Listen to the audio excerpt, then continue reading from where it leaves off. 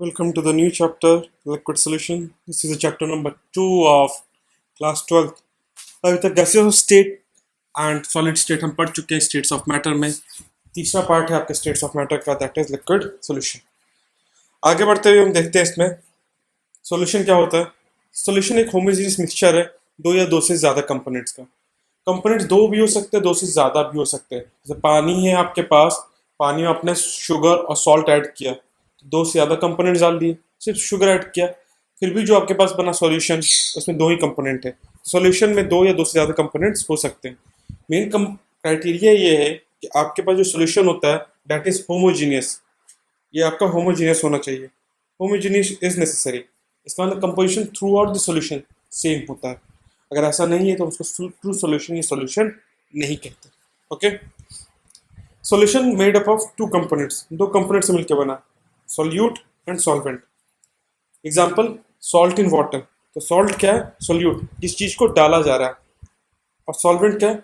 जिस चीज में डिसॉल्व किया जा रहा है, that is solvent, that is water. तो यहाँ पे अगर सॉल्ट इन वाटर में सॉल्ट सोल्यूट हो गया और वाटर क्या हो गया? सॉल्वेंट हो गया. जबकि अगर हम बात करते हैं केस अगर कुछ इस तरह का दे रखा हो जहाँ पे दोनों ही लिक्विड हो, तो आप किसी को भी सॉल्यूट या किसी को सॉल्वेंट मान सकते हैं. But to ease of the calculation ये कहा गया है जिसका अमाउंट ज़्यादा होगा वो सॉल्वेंट होगा. जैसे कि अगर आपको वाटर और बेंजीन दे दिया गया तो आप देखेंगे जिसका अमाउंट ज़्यादा उसको सॉल्वेंट मान लेंगे और जिसका अमाउंट कम है उसको सॉल्यूट मान लेंगे. अमाउंट कैसे निकालोगे? सिंस केमिस्ट्री है तो ऑब्वियसली मोल्स निकालिए. जिसके मोल्स ज़्यादा वो सॉल्वेंट, जिसके मोल्स कम वो सॉल्यूट हो जाएगा. ठीक है. सो आगे बढ़ते हैं.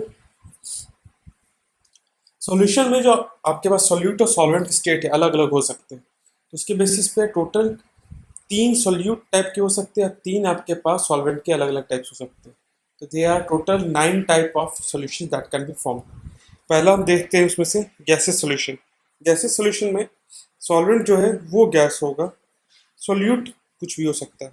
सॉल्यूट अगर गैस ही है, सॉल्वेंट भी गैस है, जैसे ऑक्सीजन इन नाइट्रोजन, तो कहेंगे gases solution. Solvent gas, liquid को डाला गैस में, क्लोरोफॉर्म इन नाइट्रोजन, ये भी आपका गैसेस सॉल्यूशन है.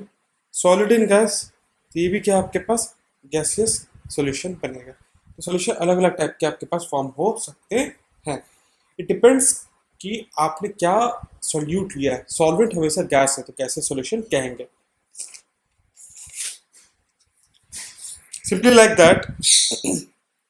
लिक्विड सॉल्यूशन भी हो सकता है. लिक्विड सॉल्यूशन में अगर बात करते हैं इसका मतलब ये है कि सॉल्वेंट जो होगा वो लिक्विड होना चाहिए. सॉल्यूट वैरी कर सकता है. तो गैस अगर लिए, लिक्विड लिए या सॉलिड लिए, कुछ भी आप सॉल्यूट ले सकते हो. जैसे एयर इन वाटर, ये आपके पास लिक्विड सॉल्यूशन है. Ethanol in water, liquid in liquid solution है. Sugar in water, solid in liquid solution है. सिंपली उसकी तरह ही सॉलिड सॉल्यूशन भी हो सकता है. या सॉल्यूट क्या आपका गैस होगा और सॉल्वेंट क्या होगा? सॉलिड होगा. आपके पास जो सॉल्यूट है वो क्या है? It can be gas, liquid, solid. Solvent जो है वो सॉलिड ही रहेगा. जैसे हाइड्रोजन प्लेटिनम पे अगर दिया जाए, गैस ऑन सॉलिड हो गया. अमलगम जो बनता है लिक्विड ऑन सॉलिड हो गया. अलॉय जो बनता है सॉलिड ऑन सॉलिड हो गया. तो डिफरेंट टाइप ऑफ सॉल्यूशन हम बना सकते हैं. तो टोटल हमने 9 डिफरेंट टाइप्स ऑफ सॉल्यूशंस देखे. आगे बढ़ते हैं. टोटल 9 टाइप्स डिस्कस करने हैं क्या? नो. इन दिस चैप्टर हम सिर्फ एक ही टाइप डिस्कस कर रहे होते हैं, लिक्विड सॉल्यूशन. लिक्विड सॉल्यूशन जो 3 टाइप्स हैं उनकी बात करें तो mainly we are concern with 3 types out of 9. ठीक है. उसमें भी कंपोनेंट्स हम बढ़ाएंगे नहीं, हम सिर्फ 2 कंपोनेंट्स रखेंगे. बाइनरी का मतलब 2 कंपोनेंट्स, एक सॉल्यूट और एक सॉल्वेंट. बाइनरी सॉल्यूशन डिस्कस करेंगे, लिक्विड सॉल्यूशन. क्यों? क्योंकि हमारा सिलेबस ये कहता है. हमें बस ये जानना है सिलेबस में क्या है. हमें एक्स्ट्रा नॉलेज की जरूरत नहीं है.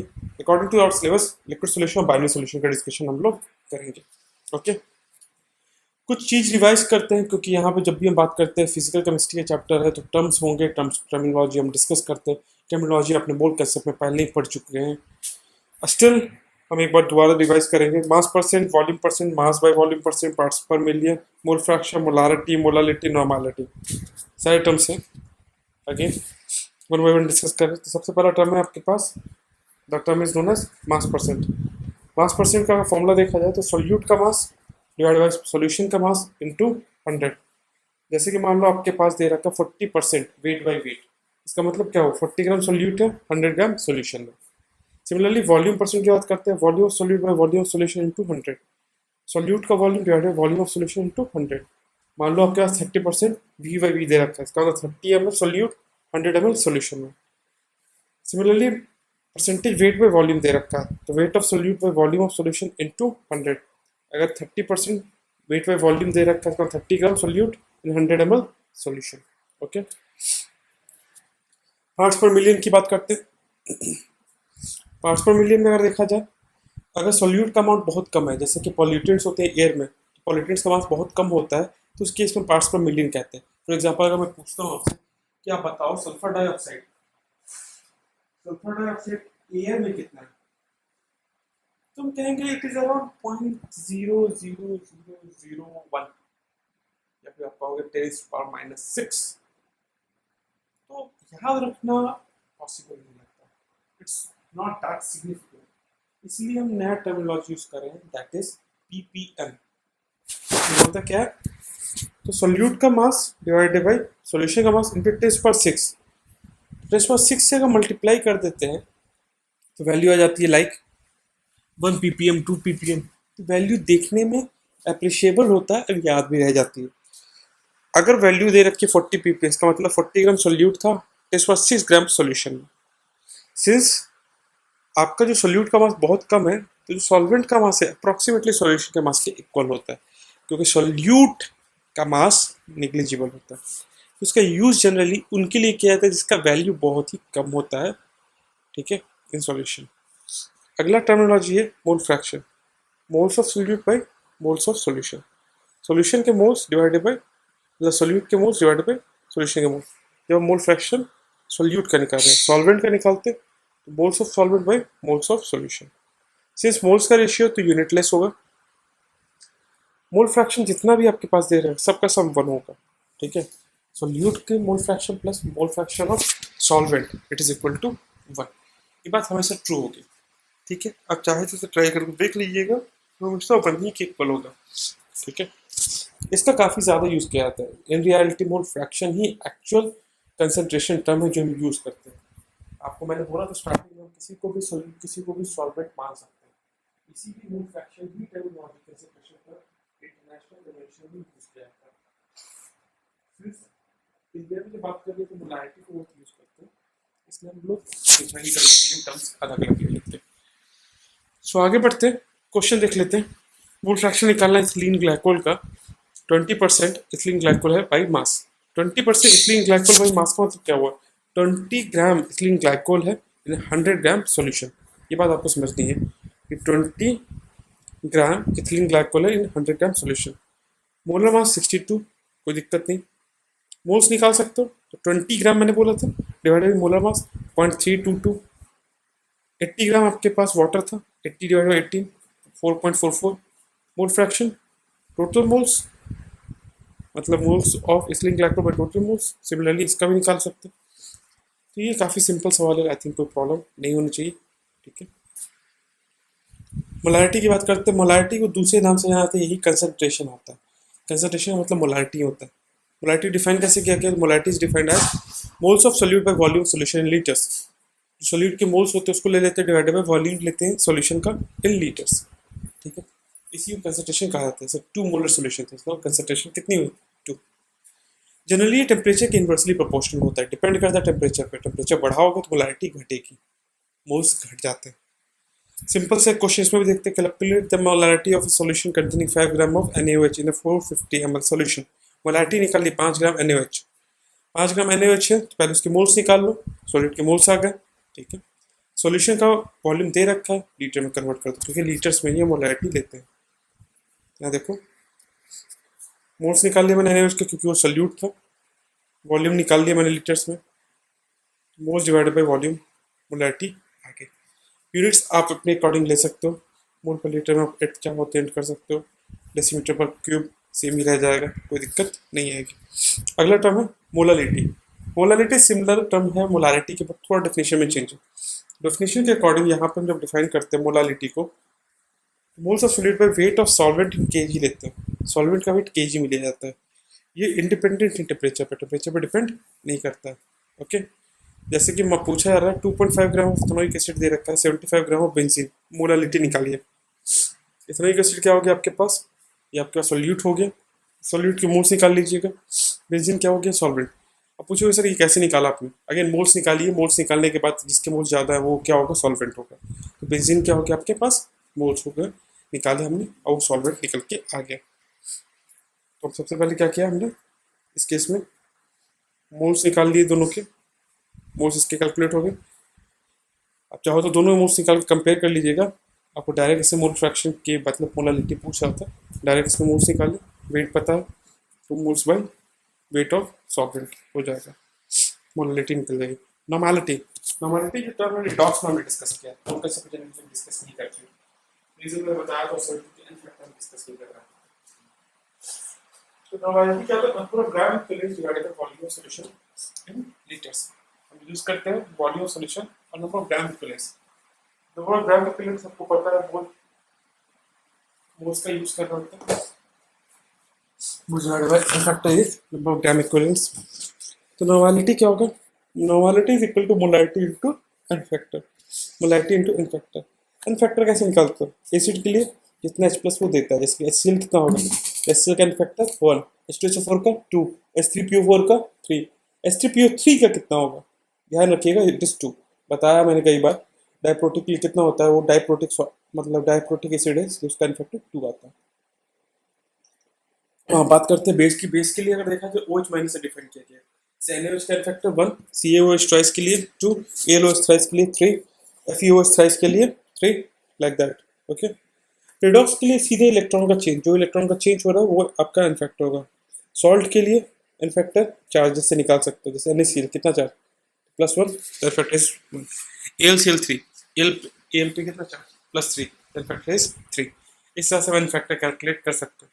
इनफैक्टर डिस्कशन हमने काफ़ी डिटेल में रिडॉक्स चैप्टर में पढ़ा है, टाइट्रेशन का डिस्कशन भी काफ़ी लिया था, सो आई डोंट थिंक कि रिवाइज करने की ज़रूरत होगी, मतलब इतना काफ़ी है।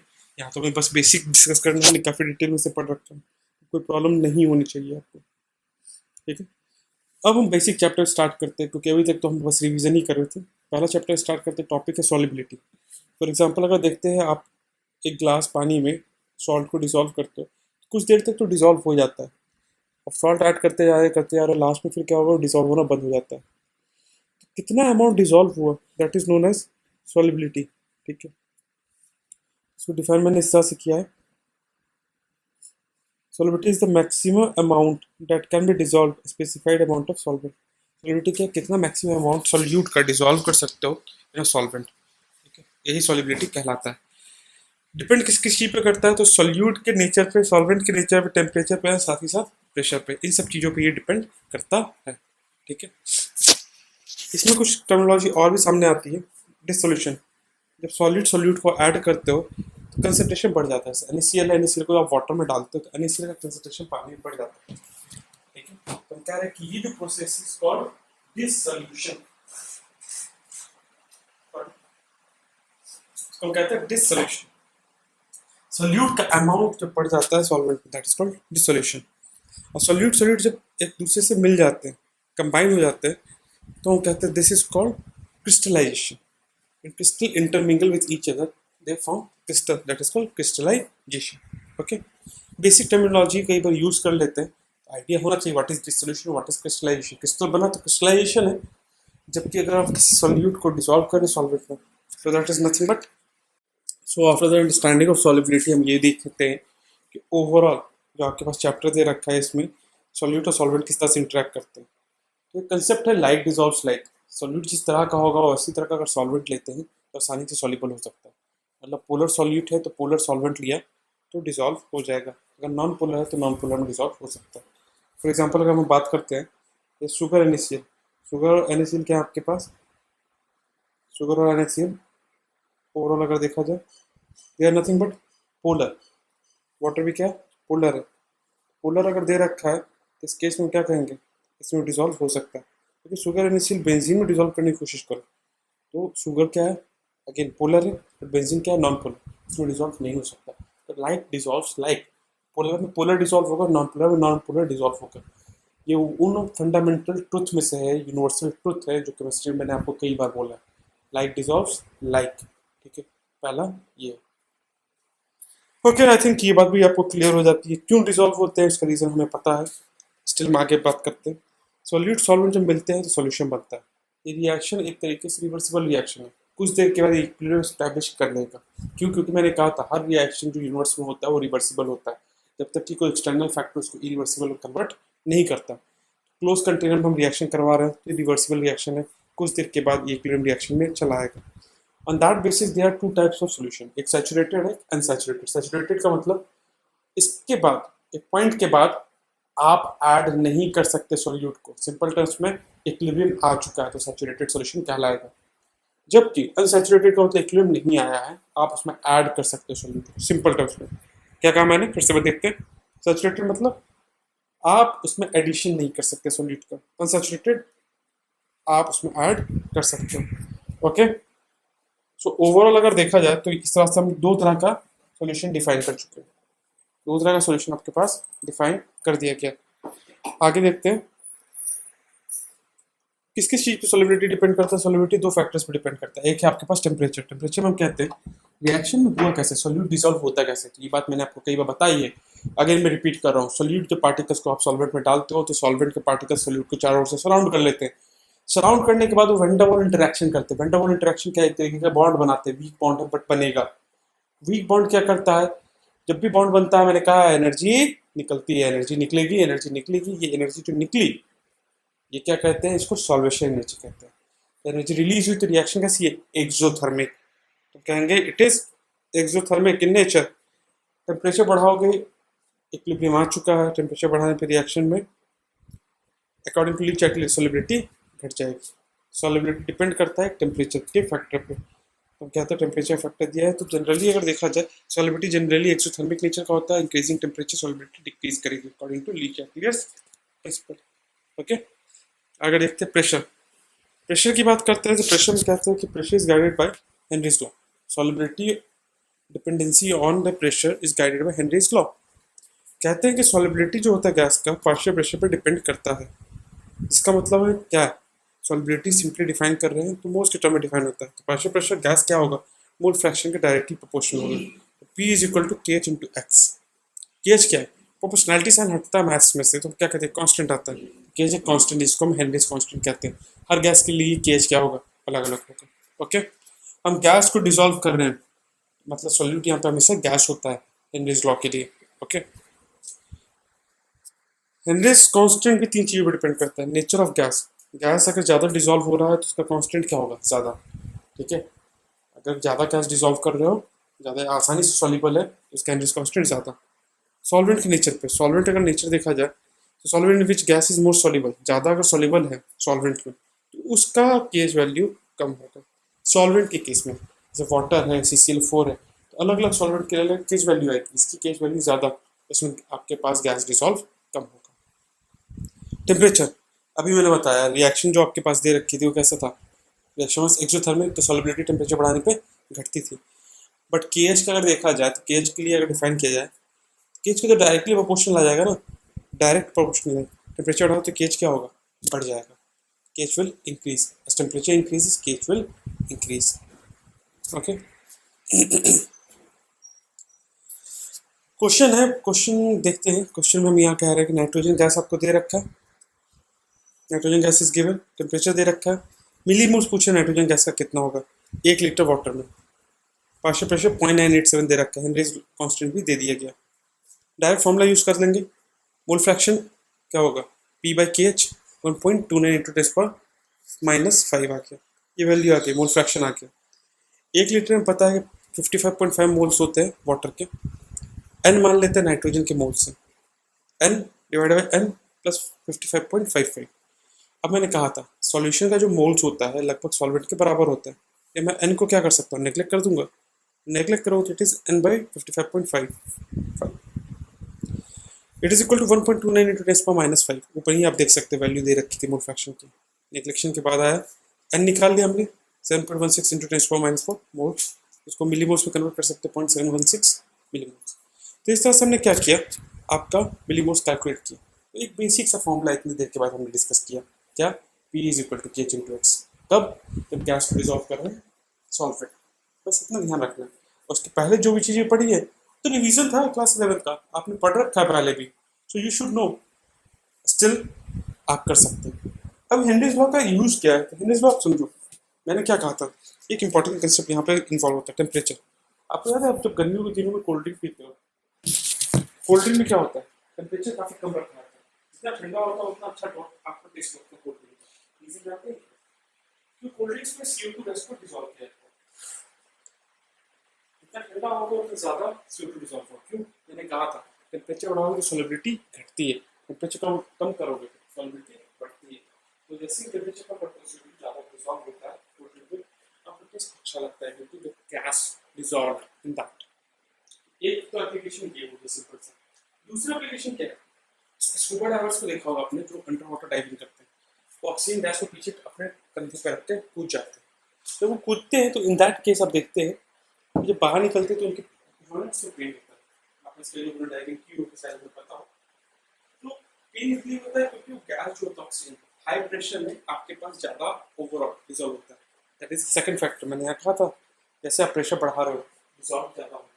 तो वो गैस क्या करता है, बेंड्स क्रिएट करता है, जॉइंट्स में पेन करता है। तो इसलिए इसको अवॉइड करने के लिए गैस का सिलेंडर होता है, सिलिकॉन में हीलियम के साथ मिक्स किया जाता है। Since helium is inert gas तो वो बेंड्स क्रिएट करने से बच सकता है। ठीक है, बस आपको मैं आगे भी बताऊंगा कि ब्लॉक में जब डिस्कस करेंगे ग्रुप नंबर 18। ओके, तो ये समझना होगा हमने यूज किया हीलियम गैस का to prevent bends of pain in the joints based on the Henry's law.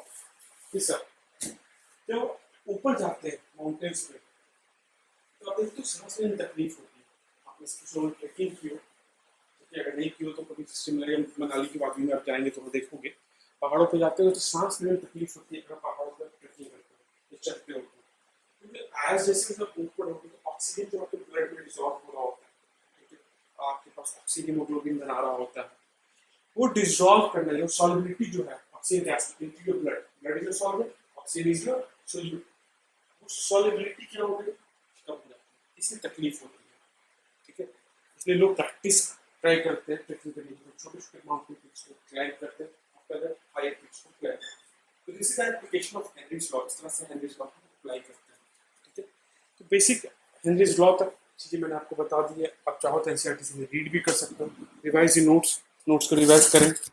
And मैं सिंपल से 3 एग्जाम्पल लिए थे, आई थिंक उसमें कोई दिक्कत आपको नहीं होगी। होमवर्क के लिए बस इतना सा है कि आपको एक शीट दूंगा, इसमें कंसंट्रेशन टेस्ट के पुराने क्वेश्चन होंगे, कुछ बेसिक, ज़्यादा मैं हेवी इसमें दे नहीं रहा हूँ क्योंकि आपने काफ़ी कर रखा है। Just do that sheet and after सिर्फ सॉल्व करने के बाद हम आगे बढ़ेंगे और रियलिटी में लिक्विड सॉल्यूशन चैप्टर को डिटेल में डिस्कस करेंगे। Till then thank you, will